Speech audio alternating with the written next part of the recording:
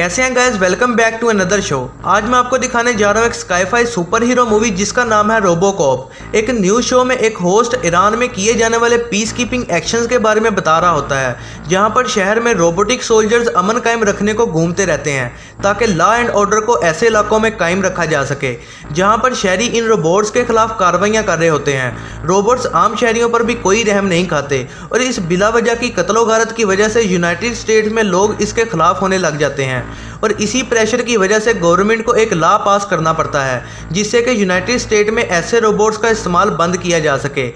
और जाहिर बात है कि ओसीपी कंपनी का बॉस इस लॉ से ना खुश होता है जो कि ऐसे रोबोट्स बनाता है। तो फिर बॉस एक आइडिया के साथ आता है कि एक आधा इंसान और आधा रोबोट पुलिस ऑफिसर बनाया जाए जो कि इस तरह की टेक्नोलॉजी पर पब्लिक ओपिनियन को चेंज करने में मदद करेगा। लेकिन डॉक्टर जो इस तरह की रिसर्च कर सकता है बताता है कि कोई ऐसा ढूंढना पड़ेगा जो कि इस तरह के हाई प्रेशर को झेल सके ताकि उसे इस तरह का रोबोट बनाया जा सके। वो बहुत से कैंडिडेट्स ढूंढते हैं लेकिन उन्हें कोई भी ऐसा नहीं मिलता। एक पुलिस डिटेक्टिव मर्फी जो कि एक लोकल ड्रग डीलर पर इन्वेस्टिगेशन कर रहा होता है, वो ड्रग डीलर को पकड़ने के लिए एक बायर बनकर उसके सामने जाता है, लेकिन ड्रग डीलर को पुलिस में मौजूद उसका इन्फॉर्मर बता देता है और फिर लड़ाई के दौरान मर्फी वहां से बचकर निकल जाता है लेकिन उसका साथी मारा जाता है। मर्फी घर वापस जाता है और बहुत परेशान होता है। जब वो अपनी बीवी से प्यार कर रहा होता है तो वो नीचे कार अलार्म की वजह से डिस्ट्रैक्ट होता है। वो जल्दी से चेक करने को नीचे आता है लेकिन कार में बॉम्ब के फटने से वो बुरी तरह से जख्मी हो जाता है जो कि ड्रग डीलर ने लगवाया होता है। अपने हस्बैंड मर्फी को जिंदा रखने के लिए उसकी बीवी प्रोसीजर पर साइन कर देती है जिससे मर्फी रोबोटिक पुलिस ऑफिसर बनने के लिए कैंडिडेट चुना जाता है।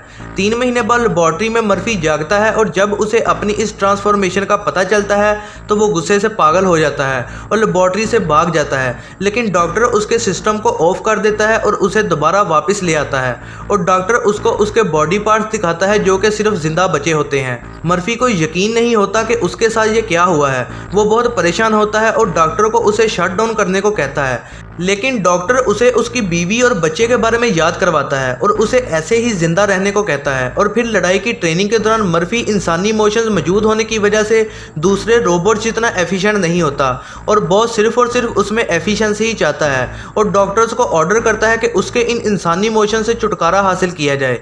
तो फिर डॉक्टर उसके अंदर और प्रोग्रामिंग करता है ताकि उसे और एफिशिएंट बनाया जाए और उसके अंदर एक ड्रोन प्रोग्रामिंग कर देता है ताकि इसे और बेहतर बनाया जा सके और हैरानकुन तरह से ये चीज़ इसे और एफिशिएंट बना देती है। इस वजह से वो और ख़तरनाक हो जाता है क्योंकि उसमें कोई भी ह्यूमन नेचर मौजूद नहीं होती। बॉस इस अपडेट से बहुत ज़्यादा खुश होता है और वो ज़्यादा इंतज़ार नहीं करना चाहता इस नए रोबोट को आम लोगों को दिखाने के लिए।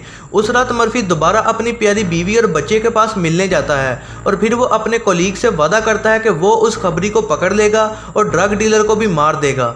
ताहम उसे अवाम को दिखाने से कुछ देर पहले जब मर्फी में डॉक्टर कुछ क्राइम केसेस इनपुट करता है जिसमें वो वीडियो सीन्स भी होते हैं जिसमें मर्फी कार बॉम्ब में मारा जाता है। मर्फी बहुत इमोशनल हो जाता है और ओवरलोड होने की वजह से नीचे गिर जाता है और बगैर किसी चॉइस के डॉक्टर को उसके इमोशंस को पूरी तरह से ख़त्म करना पड़ता है, जिसकी वजह से मर्फी अपनी बीवी और बच्चे को भी इग्नोर करने लग जाता है और वो बगैर इमोशंस के ही पब्लिक के सामने आता है, जहां पर वो जल्दी से क्रिमिनल को आइडेंटिफाई करता है और उसे सबके सामने मार देता है। मर्फी उस सिटी में क्राइम्स को रोकने के लिए खुद ही इधर उधर जाना शुरू कर देता है और इस तरह से नए रोबोट के होने की वजह से वो लगातार पब्लिक ओपिनियन बढ़ाता जाता है। सिर्फ उसकी बीवी को ही पता चलता है कि शायद उसका शौहर अपनी असल शख्सियत को खो बैठा है। फिर वो मर्फी से सवाल करने के लिए उसे रोकती है लेकिन वो उसे इग्नोर कर देता है और फिर मर्फी अपनी डेटाबेस को सर्च करता है ताकि उस औरत और उसके बेटे के बारे में जान सके जो कि उसे दोबारा उसकी फैमिली की याद दिला देती है। वो फिर अपने घर की तरफ ड्राइव करके जाता है। कैमरा की तस्वीर और वीडियोस के जरिए वो अपने ह्यूमन इमोशंस को दोबारा रिकवर कर लेता है। इमोशंस उसे बदला लेने के लिए उकसाते हैं। मर्फी फौरन ही ड्रग डीलर को लोकेट कर लेता है। ड्रग डीलर को फिर से पुलिस में कोई खबरी पहले ही इतला दे देता है। ताहम मर्फी इस बार इस चांस को हाथ से नहीं जाने देना चाहता। वो हमला करता है और ड्रग डीलर को ख़त्म कर देता है। वो गिरी हुई गन से खबरी को आइडेंटिफाई कर लेता है और पुलिस स्टेशन जाता है और वीडियो एविडेंस के जरिए मर्फी 2 करप्ट ऑफिसर्स को पकड़ लेता है और फिर वो मर्फी को मौत के डर से बताता है कि इन सब में पुलिस चीफ भी शामिल है। मर्फी गुस्से से पागल हो जाता है, लेकिन जैसे ही वो पुलिस ऑफिसर को गिरफ्तार करने लगता है ओसीपी कंपनी उसे शट डाउन कर देती है जो कि सिर्फ और सिर्फ बिजनेस के बारे में ही फिक्रमंद होती है और अपने वीआईपी क्लाइंट्स के लिए इन जराइम को भी छुपाने की कोशिश कर रही होती है। यहाँ तक कि कंपनी मर्फी की फेक न्यूज़ दिखाकर पब्लिक को गुमराह भी करती है और पब्लिक की तरफ से बहुत ज़्यादा प्रेशर होने की वजह से गवर्नमेंट रोबोट्स कॉप्स को यूनाइटेड स्टेट में इस्तेमाल करने की इजाज़त दे देती है। और जब बॉस अपने प्लान को कामयाब कर लेता है तो वो डॉक्टर को ऑर्डर देता है कि मर्फी को स्लीप मोड में ही तबाह कर दिया जाए। ताहम डॉक्टर ऐसा नहीं करता और वो मर्फी में लगाए गए ट्रांसमीटर को निकाल देता है और उसे सच के बारे में बता देता है। मर्फी फ़ौरन ही लैब से बाहर निकल जाता है और इसी दौरान मर्फी की वाइफ बॉस के पास जाती है और उससे बहस करती है और कहती है कि उसे अपने शोहर से मिलना है, लेकिन बॉस उसे झूठ सुनाता है कि मर्फी लड़ाई के दौरान मारा जा चुका है। मर्फी आता है और बिल्डिंग पर हमला कर देता है और जायंट ड्रोन्स को तबाह कर देता है जो कि उसे रोकने के लिए भेजे जाते हैं। इसी दौरान उसका एक बाजू फंस जाता है और वो उसे तोड़कर खुद को आज़ाद करता है और बचने की कोशिश में एक साइड पर भागता है और उसी वक्त उसका एक साथी रोबोट के सामने आ जाता है जिससे जायंट ड्रोन्स हमला नहीं कर पाते। मर्फी को मौका मिलता है और वो वहाँ से भाग निकलता है और दूसरी तरफ बॉस हेलीकॉप्टर का इंतज़ार कर रहा होता है जिससे वो यहाँ से निकल जाएगा और वो मर्फी की बीवी और बेटे को भी अपना कैदी बना लेता है। मर्फी छत पर पहुँच जाता है और बॉस को अरेस्ट करना चाहता है, लेकिन मर्फी को एक खास प्रोग्रामिंग की वजह से रोक लिया जाता है।